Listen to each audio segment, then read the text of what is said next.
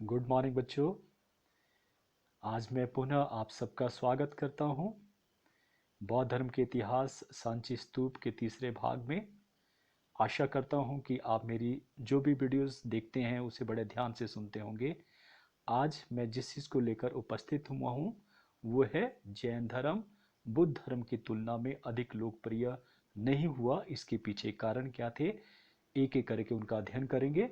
लेकिन ये प्रश्न जो है तीन तरह से पूछा जाता है कि जिस प्रकार से पहले तो कह दिया कि जैन धर्म जो है लोकप्रिय क्यों नहीं हुआ, तो इसको उल्टा पूछा जाता है कई बार कि बौद्ध धर्म अधिक लोकप्रिय क्यों हुआ, या फिर जैन और बौद्ध धर्म में तुलनात्मक अध्ययन क्या है। तो एक एक करके पहला जो कारण जानते हैं वो है कि ब्राह्मण धर्म से स्पष्ट पृथकता का अभाव। जैन धर्म जब आरंभ हुआ था तो भारत में पहले ही एक धर्म था जो ब्राह्मण धर्म था, जिसे हिंदू धर्म कहा जाता था क्योंकि इसे ब्राह्मणों द्वारा स्थापित किया गया था। तो इस धर्म में बहुत सारी विकृतियां आ चुकी थी जिसके कारण जो है जैन धर्म को लोगों ने अपनाया। लेकिन समय बीतने के साथ साथ जो है जैन धर्म में भी बहुत सारी विकृतियां आ गई। तो अब लोग इस धर्म को क्यों अपनाएं, उसमें नया क्या था। तो इसलिए जो है जैन धर्म जो है वो ज्यादा नहीं चल पाया बौद्ध धर्म की अपेक्षा। दूसरा आता है कारण, वो है प्रचार भावना का अभाव। इसका अगर मैं आपको एग्जाम्पल दूं तो जब कभी भी आप जो है टेलीविजन के ऊपर बैठते हैं तो देखते हैं बहुत सारी चीज़ों के जो है वो एडवर्टाइजमेंट आती है, विज्ञापन आते हैं। हमारे समय में सबसे जो अच्छा विज्ञापन आता था वो आता था निरमा वॉशिंग पाउडर का, और बहुत इम्पैक्ट पड़ता था उसका, बड़ा प्रभाव पड़ता था लोगों के ऊपर। लोग उसे, आज भी लोग जो है केवल निरमा का नाम याद है कि निरमा दीजिए, तो इतना इम्पैक्ट पड़ता है। तो ये कहता है कि जो है जैनियों ने अपने धर्म को सही से प्रचारित नहीं किया, जबकि बौद्धों ने इसे सही ढंग से प्रचारित किया। उनके पास अच्छे लोग जो प्रचारक थे, अच्छे गुरु थे। तो इस प्रकार से ये भी कारण रहा। तीसरा आता है वो है घोर तपस्या। कि जैनियों में एक जो है शिक्षा है, आपने पढ़ा है अभी अभी। तो जैन धर्म में क्या है कि खुद महावीर ने 12 साल तक जो है कठोर तप किया और 13वें वर्ष में जाके उन्हें ज्ञान प्राप्त हुआ। तो इसलिए उनके अनुयायियों से भी यही आशा की जाती है कि वो घोर तप करेंगे। लेकिन क्या ये पॉसिबल है आज के समय में? तो इसलिए जो है आम लोगों के बस में ये चीज नहीं थी, और इस कारण जो है लोगों ने इसे नकार दिया।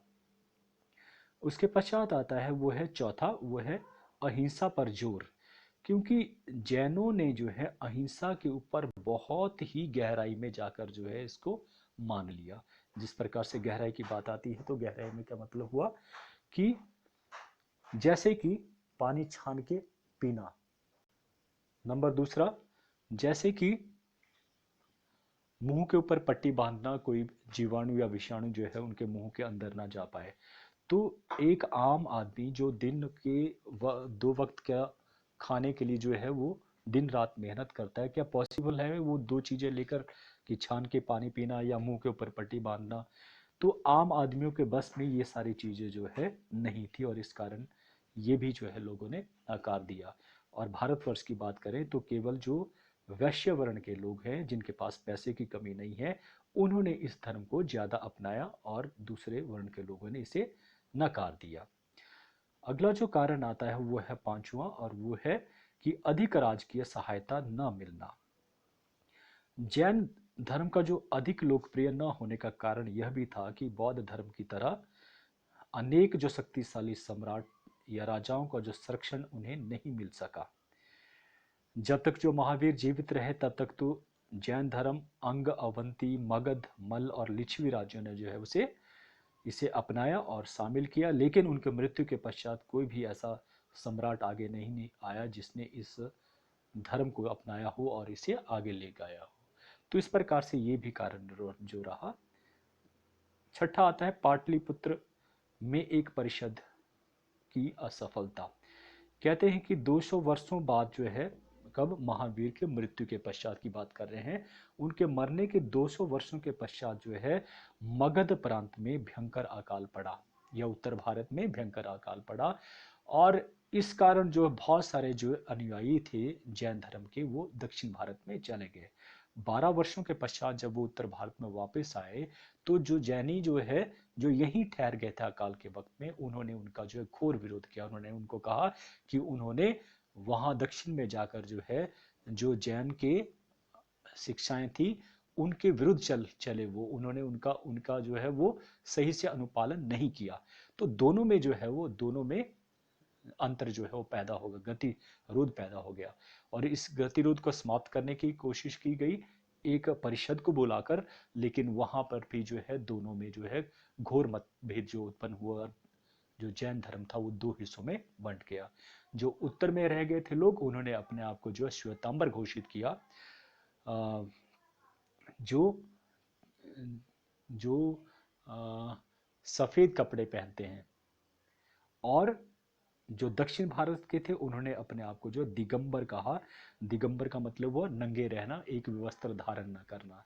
तो इस प्रकार से ये दो शाखाओं में विभाजित हो जाना, कि हम बात कर रहे हैं कि आप शिक्षा दे रहे हैं कि प्रेम पूर्वक रहो, लड़ाई झगड़ा मत करो, लेकिन खुद लड़ रहे हैं, तो उस धर्म का प्रभाव क्या रहेगा लोगों के ऊपर, आम लोगों के ऊपर, उसका इम्पैक्ट क्या रहेगा। तो ये कारण भी रहा कि ये दो संप्रदाय में बंट जाने के कारण जो है ये धर्म आगे अधिक नहीं चला।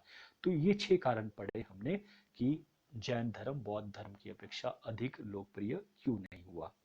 अब आगे हम जो पढ़ेंगे वो है दूसरा क्वेश्चन, या दूसरा जो हेडिंग वो है कि बौद्ध धर्म के शीघ्र फैलने के कारण क्या थे, उनके ऊपर प्रकाश डालें। इस तरह से क्वेश्चन आता है, क्योंकि बौद्ध धर्म जो बहुत जल्दी जो फैल गया था।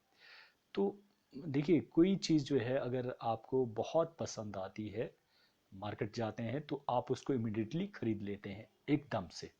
तो शायद ऐसा ही जो बौद्ध धर्म में कुछ था जिस कारण लोगों ने इसे एक्सेप्ट किया। तो बौद्ध धर्म का जो फैलाव था बड़ी तेजी से हुआ, उसके अनुयायियों की संख्या भी बड़ी तेजी से बढ़ी, और भारत की सीमाओं में ही नहीं बल्कि दूसरे देशों में भी जाकर ये फैला।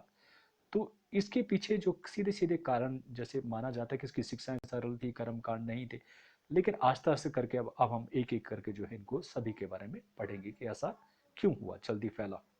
पहला आता है हिंदू धर्म में फैली बुराइयां। कि हिंदू धर्म में जो है बहुत सारी बुराइयां थी, जैसे कि ऊंच नीच की भावना, कर्मकांड, बड़े बड़े यज्ञ, बलि और खर्चीले धार्मिक उत्सवों के कारण। तो इन सब के कारण लोग जो है बहुत जो है वो, हम ये कहेंगे कि वो बहुत नाराज थे, या वो निंदनीय था उनके लिए। तो इसलिए उन्होंने इस धर्म को, जो धर्म सबको समानता का दर्जा देता था, प्यार मोहब्बत देता था, उन धर्म को अपनाने के लिए जो है वो एकदम से तत्पर हुए। तो इस प्रकार से उन्होंने इसे एकदम से अपना लिया और जल्दी फैला। दूसरा जो कारण आता है वो है मगध राज्य का ब्राह्मणों द्वारा तिरस्कार।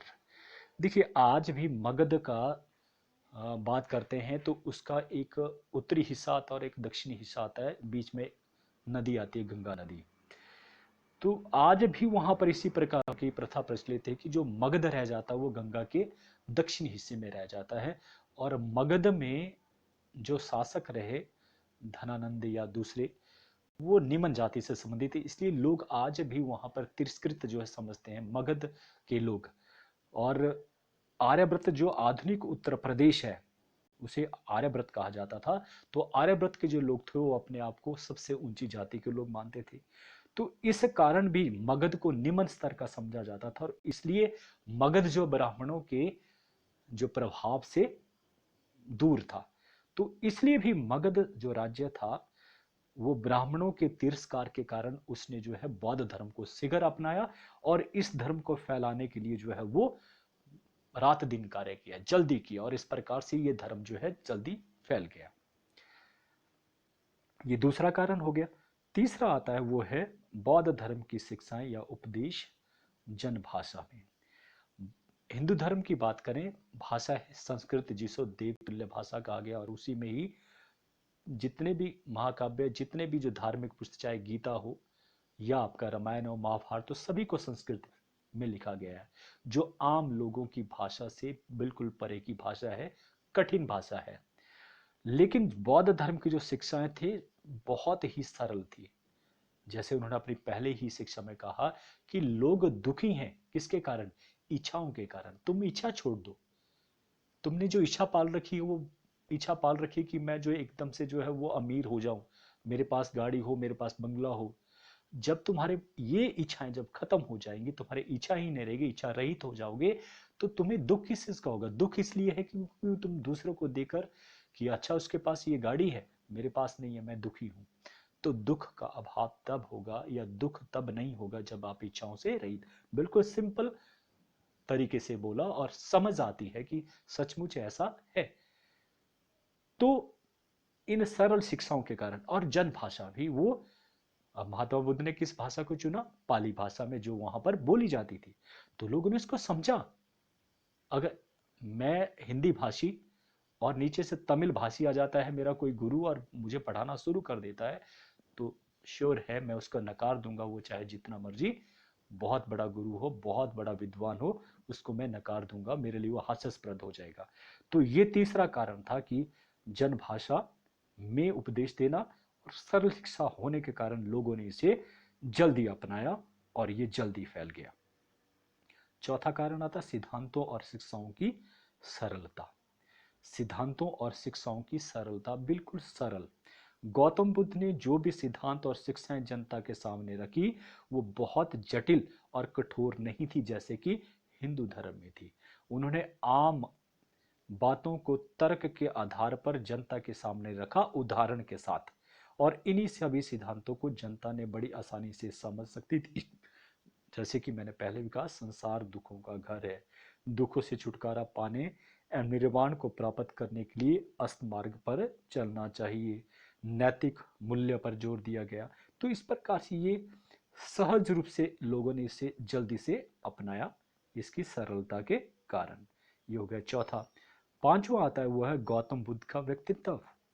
देखिए, सबसे इंपॉर्टेंट होता है कि व्यक्तित्व।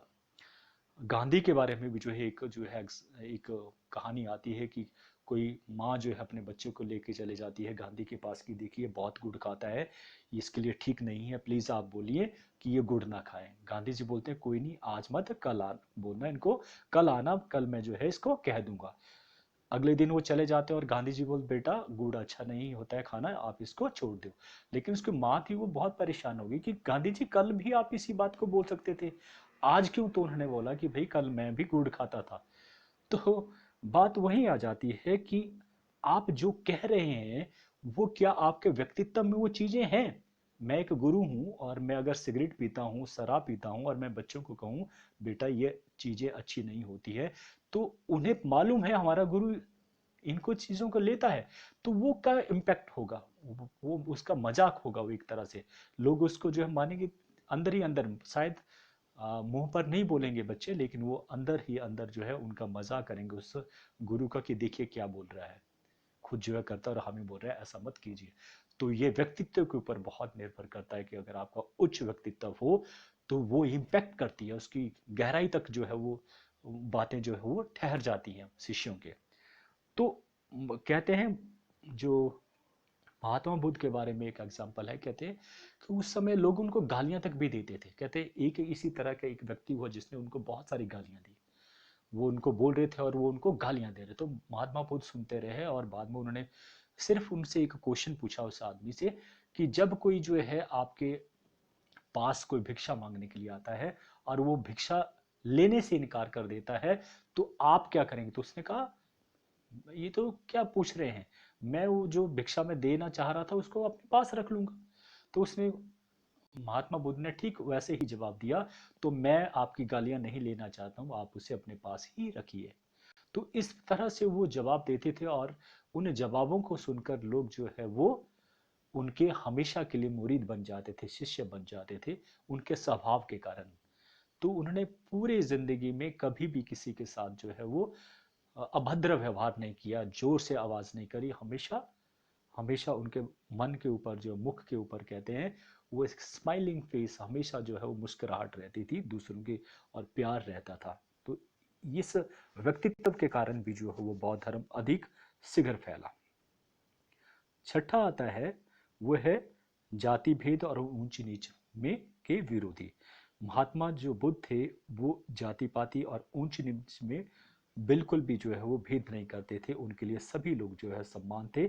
और इस समानता का दर्जा पाने के लिए जो निम्न लोग थे, निम्न कोटि के लोग थे या जो शूद्र लोग थे, उन्होंने हिंदू धर्म को छोड़ा और बौद्ध धर्म को अपना लिया। तो इस प्रकार से ये भी कारण रहा। सातवां आता है संघ तथा विहारों की स्थापना। बौद्ध में जो है बौद्ध धर्म के जो लोग होते हैं उनके संघ होते हैं और विहार भी होते हैं, जहाँ पर रहते हैं, जहाँ पर उनकी धार्मिक शिक्षा होती है। अगर आप कभी धर्मशाला जाएं या जोगिंदर नगर जाएं तो वहाँ आप देखेंगे उनके जो विहार है बने हैं, और वहाँ पर उनसे सिर्फ एक ही आशा की जाती है कि उन विहारों में वो रहकर जो है धार्मिक शिक्षा भी लेंगे और नैतिकता के आधार पर लेंगे। ऐसे कार्य बिल्कुल नहीं करेंगे जो उनके नैतिक मूल्यों से परे की बात हो।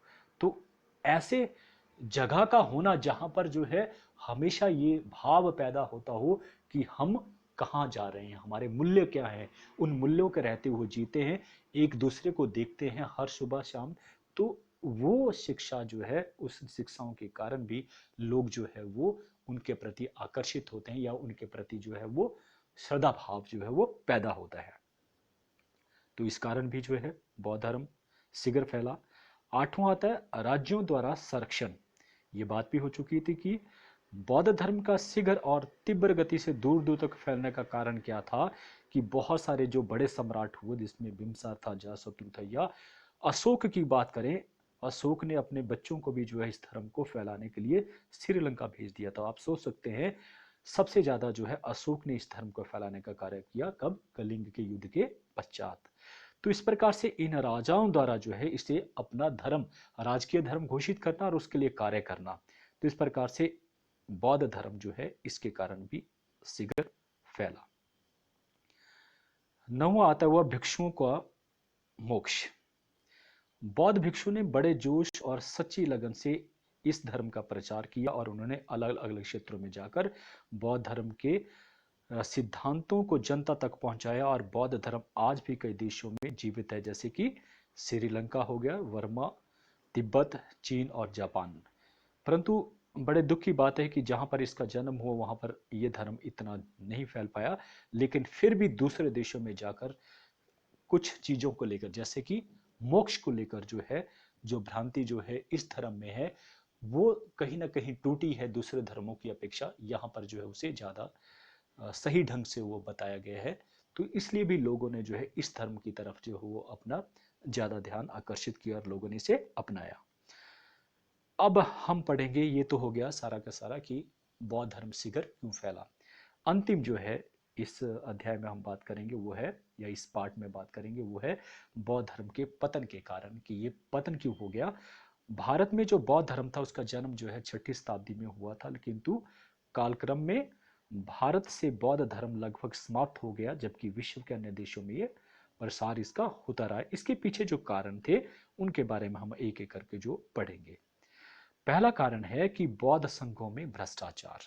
जो बौद्ध संघ थे, जो बहुत सारे भिक्षुओं को मिलाकर एक संघ बनता था, उनकी बात करें, इन संघों में क्या था कि भ्रष्टाचार जो है फैल गया था। वजह क्या रही? क्योंकि बौद्ध धर्म का जो संरक्षण था वो बड़े बड़े सम्राटों ने किया। वहां से उनको जो बहुत सारी आय आमदनी जो प्राप्त होती थी या उनको जो है दान दिया जाता था। तो इस कारण अधिक धन आने के कारण जो वहां पर भ्रष्टाचार फैल गया और इसके कारण उनका नैतिक पतन हुआ। और नैतिक पतन जब होता है किसी धर्म में तो उसके पतन का कारण जो बनता है। तो ऐसा ही बौद्धों के संघों के साथ हुआ या बौद्ध धर्म के साथ हुआ। दूसरा आता है बौद्ध धर्म में फूट। अब ये भी आप जानते हैं कि बौद्ध धर्म आगे चलकर जो है दो शाखाओं में विभक्त हो गया। एक था हीनयान और दूसरा था महायान। हीनयान छोटा यान और महायान बड़ा यान। हीनयान जो है वो बुद्ध द्वारा जो शिक्षाएं दी जाती थी उनको जो मानता है, बुद्ध को ईश्वर नहीं मानता है बल्कि महापुरुष मानता है, ना उनकी जो है कोई मूर्ति स्थापित होती है। जबकि जो महायान शाखा थी उसने लोगों के व्यवहार में को देखते हुए अपने आप में बहुत सारे परिवर्तन ला दिए, मूर्तियां भी ला दी, संस्कृत भाषा को भी अपना लिया। तो इस प्रकार से महायान शाखा बन गई। तो दो संप्रदाय होने के कारण ये वैसे ही है कि चार किसी के बच्चे थे, वो जब तक चारों इकट्ठे रहे तो लोग उनसे डरते थे, घबराते थे, उनकी शक्ति थी, सत्ता थी। लेकिन जैसे ही उनके आपस में लड़ाई झगड़ा हुआ, टूट गए, लोगों ने उनकी बातें भी अस्वीकार करना शुरू कर दिया और उनसे डरना भी छोड़ दिया। तो इस प्रकार से हम ये कह सकते हैं कि बौद्ध धर्म के फूट पड़ने के कारण जो है भी जो है ये जो धर्म था उसके पतन हुआ। तीसरा जो आता है वो है बौद्ध धर्म में मूर्ति पूजा और संस्कृत भाषा, जिसकी बात पहले ही हो चुकी है कि ये दो चीजें हैं, बौद्ध धर्म में मूर्ति पूजा और संस्कृत। इसके आ जाने के कारण देखिए, जब बौद्ध धर्म शुरू हुआ था तो ये दोनों ही चीजें नकार दी गई थी बुद्ध के द्वारा, लेकिन समय बीतने के साथ साथ महायान शाखा ने इन दोनों को ही अपना लिया। तो इस कारण जब ये चीजें वैसे ही आगे जैसे हिंदू धर्म में थी, तो ये माना जाता है कि अब हम इस धर्म को क्यों अपनाएं। तो इस प्रकार से ये धर्म जो है पतन में चला गया, तो ये कारण रहा। चौथा था राजकीय की संपत्ति, सॉरी समाप्ति। अब कोई ऐसा राजा नहीं हुआ आगे, अगर जैसे हम बात करते हैं कि अशोक ने इसको संरक्षित किया था, बहुत ज्यादा इसको बढ़ाया था, लेकिन आगे आगे आने वाले राजाओं में बात करते हैं तो पुष्यमित्र सुंग एक अंतिम मौर्य सम्राट बृहद्रथ मौर्य की हत्या करके राजा बना। तो उसके पश्चात बौद्ध भिक्षुओं को राजकीय महत्व नहीं मिला, और हर्षवर्धन के पश्चात तो किसी भी शासक ने इसको संरक्षण ही नहीं दिया। तो इस प्रकार से राजकीय संरक्षण न मिलने के कारण जो है ये धर्म जो है पतन की ग्रस्त में चला गया। पांचवा जो कारण आता है वो आता है कि हिंदू धर्म की पुनः स्थापना।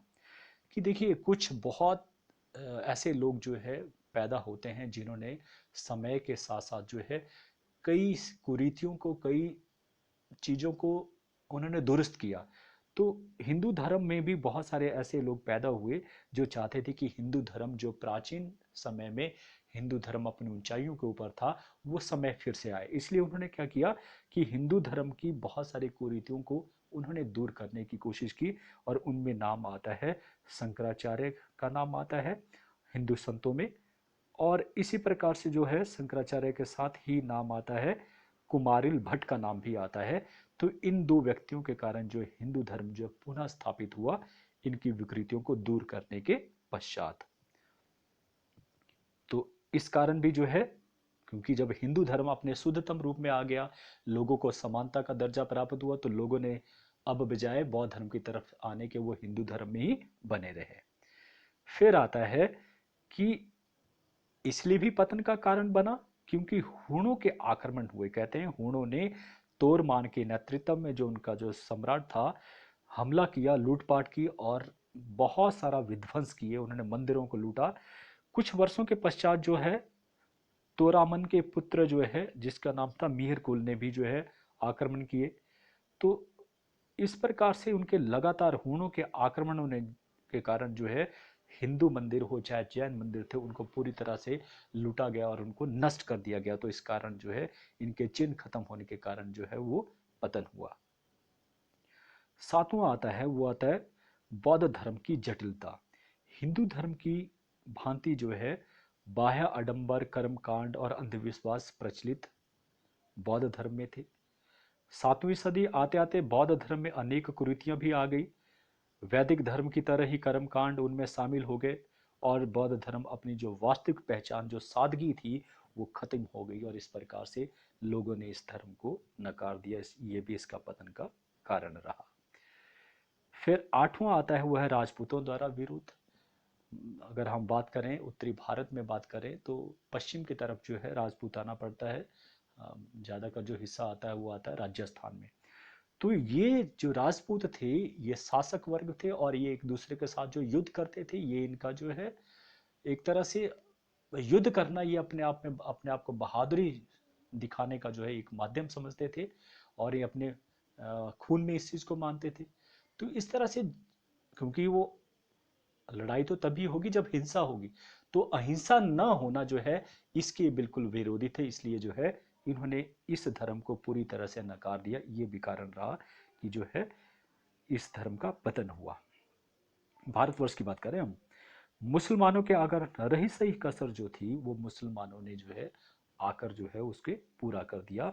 11वीं और 12वीं शताब्दी में भारत में मुस्लिम आक्रमणकारियों ने हजारों मंदिर और बौद्ध विहारों को नष्ट कर दिया, और बख्तियार खिलजी ने नालंदा और बौद्ध विहार और जो नालंदा विश्वविद्यालय था उसको पूरी तरह से नष्ट कर दिया और उसके पुस्तकालयों को जला दिया। तो इसके पश्चात भी बहुत सारे मुस्लिम जो शासक थे वो भारतवर्ष में आए और उन्होंने यहाँ की संस्कृति और धार्मिक जो स्थल थे उन्हें नष्ट कर दिया, और इस प्रकार से ये जो धर्म था बौद्ध धर्म, ये भारत में इसका पूरी तरह से पतन हो गया। अब थोड़ा सा हम निष्कर्ष कर लेते हैं। जरूरी है किसी चीज को अब पढ़ा है तो उसका निष्कर्ष पे आना बहुत जरूरी है। इस विवेचन से हम इस निष्कर्ष पर पहुंचते हैं कि संसार के जितने भी धर्म हुए हैं, चाहे वो पारसी था, चाहे वो यहूदी धर्म, ईसाई, इस्लाम, हिंदू, सिख, जितने भी धर्म हुए, उन्होंने हमेशा उच्च मूल्यों को प्राप्त करने के उद्देश्य से बहुत सारा जो है वो परिवर्तन लाए, चेंजिंग लाया किया, और अपने शुद्धतम रूप में वो कुछ समय तक ये सभी धर्म रहे, आरंभ की बात है।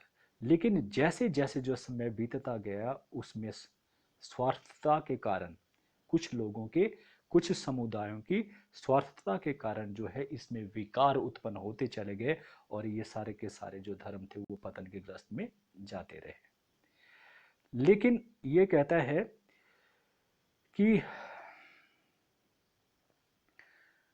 बुद्ध भी इस बात को समझते थे और इसलिए यह व्यवस्था कर गए थे कि प्रत्येक 100 वर्षों के पश्चात जो है संसार भर में बौद्ध प्रतिनिधियों की एक बड़ी सभा को बुलाया जाएगा, और उसमें धर्म और धर्म अनुयायियों की दशा पर पूर्ण विचार करके जो भी दोष होंगे उन्हें दूर किया जाएगा।